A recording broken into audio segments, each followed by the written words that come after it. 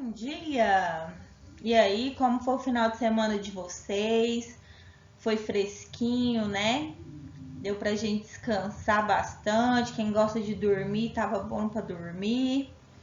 Mas vamos começar, né? Segunda-feira, 26/10. Vocês vão pegar o material de português, página 14 e 15, livro do quarto bimestre. Esse é o cronograma da nossa aula. Português, 14 e 15. E nós vamos trabalhar com geografia, páginas 188, 189 e o para casa. Vocês vão fazer a leitura da fábula A Coruja e a Águia, certo? Eu coloquei aqui para vocês copiar no caderno, mas não tem necessidade. Pode fazer somente a leitura, certo?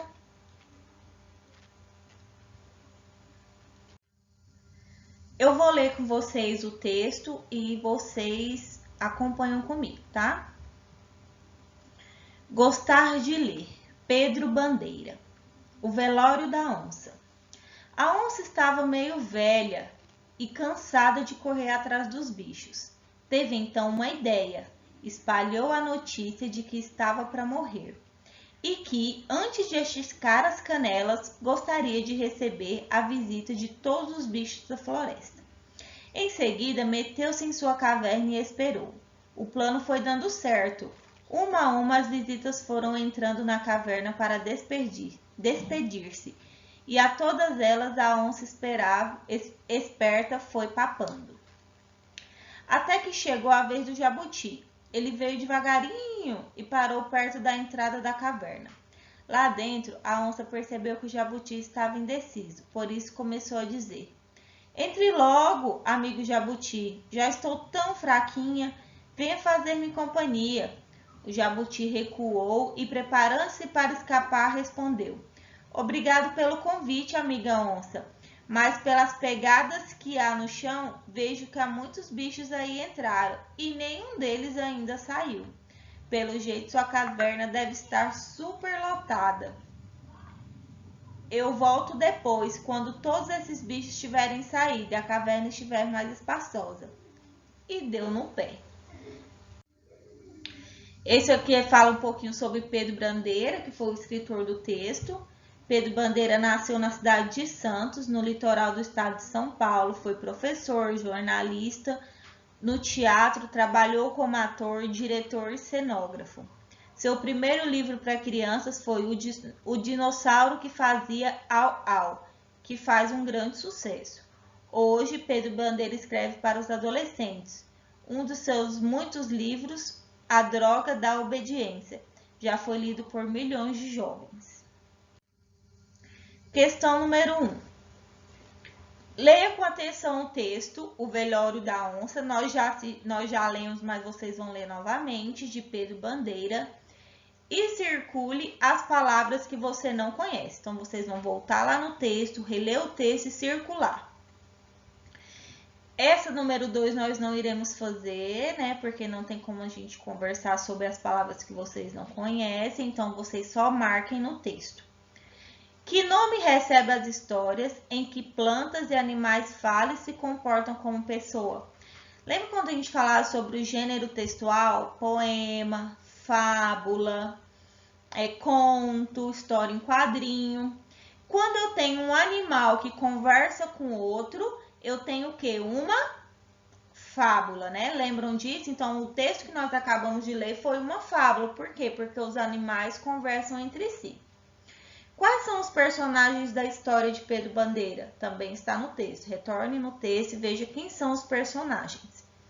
Retire do texto e reescreva uma frase que mostra a onça de comportamento como uma pessoa, se comportando como uma pessoa. Porque quando a gente fala em fábula, a gente fala de atitudes de animais, né? Animais conversando com pessoas ou conversando com outros animais. Só que nesse caso aí, a onça, ela teve um comportamento sem ser de animal, ela teve um comportamento de um ser humano. Então, vê qual parte do texto, qual foi a frase que expressa que ele teve um comportamento de ser humano. Questão número 6. Com relação ao tempo que ocorreu a história, assinale. Ela aconteceu no passado, no presente e no futuro. quando vocês leram a história, essa história já passou, ela está acontecendo no presente ali ou ela vai acontecer no futuro? Escolha e escreva uma frase do texto no qual o tempo do verbo justifique sua resposta. Vocês vão ver aqui se está no presente, no passado ou no futuro e vai dizer qual foi o verbo utilizado para expressar isso no texto. Com base no texto, complete os adjetivos com a e o e coloque no quadradinho o código que corresponde à onça ou ao jabuti. Adjetivos nós já sabemos. Adjetivos é quando eu qualifico um ser, né? Quando eu dou qualidade a um ser, aí se chama adjetivo. Vocês vão ver aqui. Vocês vão completar com a e com o, aonde precisa.